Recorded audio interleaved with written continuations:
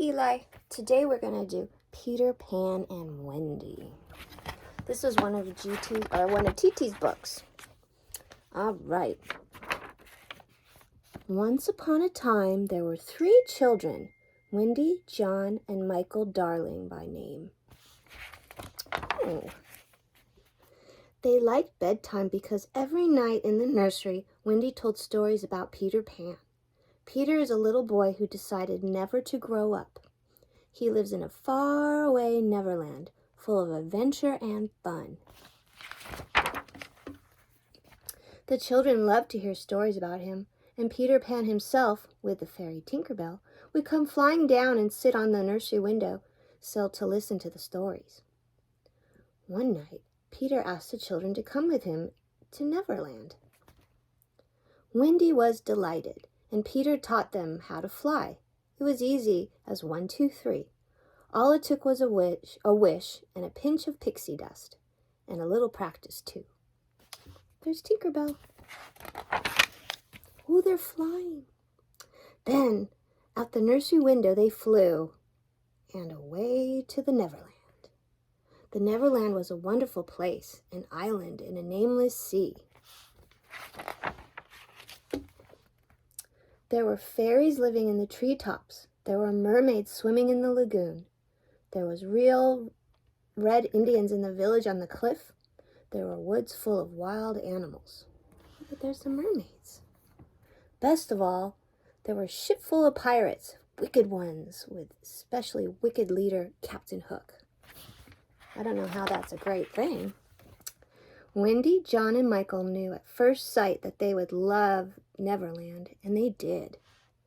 They liked Peter's wonderful underground house with lots of hidden doorways and a great big old hollow tree.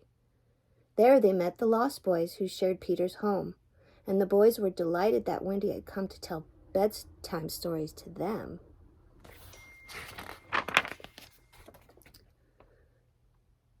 But they did not spend much time in that underground house. There were too many exciting things to do. Sometimes they played at war with the Red Indians, who were really their good friends.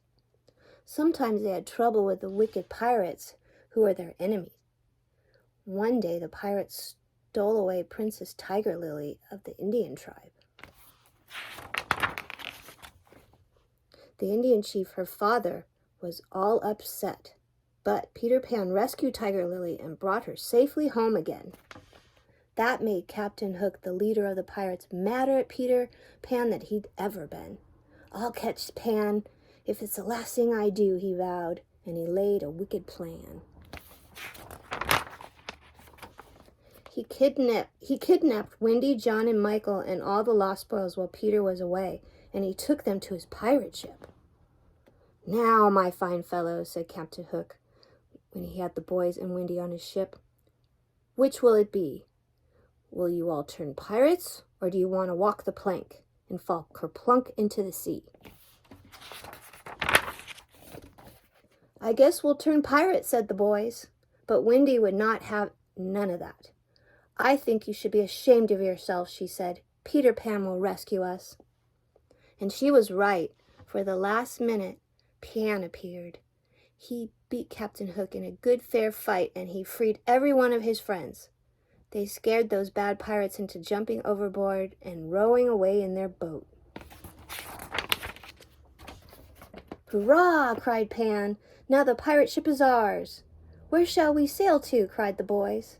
"It's time we went home," Wendy said.